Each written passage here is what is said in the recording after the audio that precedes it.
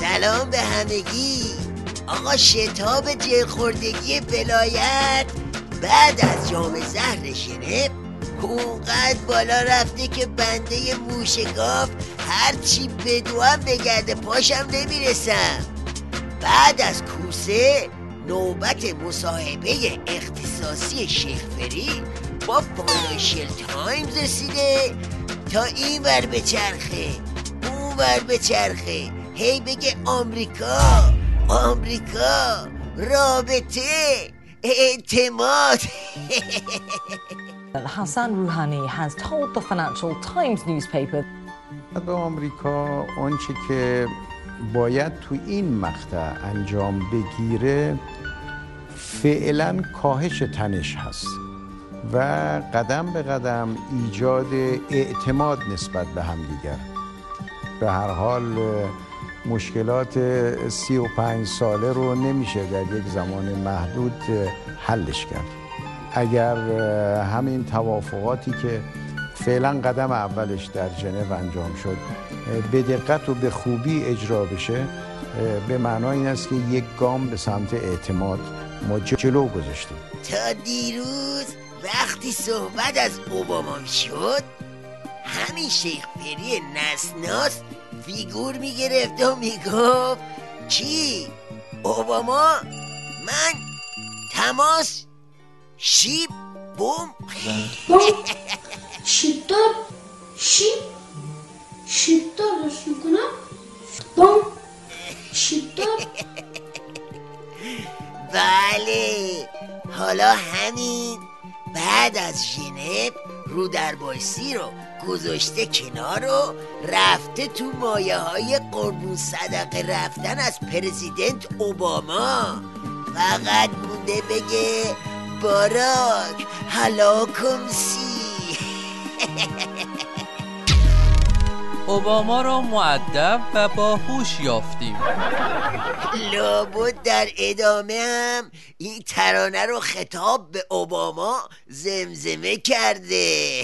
تحریم و بردارم ما تو کار نرمشیم، زهر رو بریز میخوریم جون باراک اهلشیم. بله، اینجا بود که برق از سفاز سیدلی پرید و سگای سورتمه ولایت رو فرستاد واسه لنگ و پاچه کوسه. این گونه نباشد که اگر توافقی انجام شده به وارد کردن کالاهای بدون نیاز بپردازیم و کشور را وابسته کنیم. این گونه نباشد که تصور بکنیم همه مسائل در گرو رفع تحریم ها به ارتباط برقرار کردن با بیگانگان است. این نیست. ما باید به خودمون و نیروهای خودمون تکیه کنیم. آخه زوغ لخته، اگه میخواستی به صندلی تاشوی ولایت تکیه بدی پس چرا رفتی توافقنامه امضا کردی؟ خروجی این توافقنامه چند چیز بوده.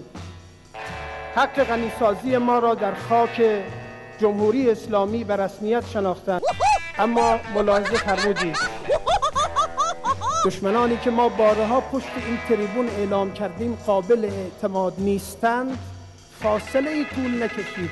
وزیر خارجه آمریکا، رئیس جمهور آمریکا، کاخ سفید اعلام کردند که ما هرگز حق غنیسازی را به رسمیت نشناختیم. این است که رهبری ملت ایران به این جبهه استکبار اعتماد ندارند. ای بابا اینو باش، 4 تا بسیجی منگول نشوندی جلو، همینجوری میبافی دیگه. خب تمومه دیگه، طرف حسابا زدن زیرش، اعتماد سیدلی رو گچی کردن، اصلا خیانت کردن. خوبه؟ خب تو که قرار بود به نیروهای نظام تکیه کنی، حالا چی کار میکنی؟ برنامه آینده چیه؟ البته ما مقتدرانه ورود کرده ایم و مقتدرانه کار را ادامه میدهیم. به یاوه‌گویی های اینها کوچکترین اعتنایی نخواهیم کرد. خفه بمیر بابا، با داد و هوا رو گلو پاره کردن که اقتدار به دست نمیاد که. همچین میگه مقتدرانه ورود کردیم و مقتدرانه ادامه میدیم. هر کی ندونه فکر میکنه منظورش جنگ جهانی سومه. افتادن به دست و پای 5 به علاوه 1 و زهرخوری که دیگه مقتدرانه نداره. باز ما امشب زر بخور پیمونه پیمونه، ساقی مه پیکر تو شیخ فریدونه، اونقدر کوتا بیاد تا چپشی تو تابود، اون که باز شاهی کنه رفتن جانی جونه. بله، اصل داستان همینه. زهر زده بالا و کوسه و سیدعلی رو حسابی انداخته به جون هم. بجوید آقا جون، بجوید استخونا رو، تازه اولشه.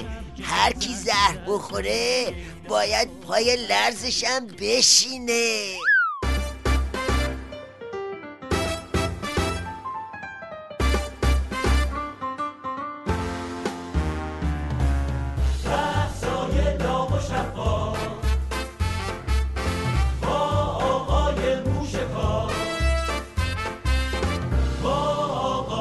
موشکار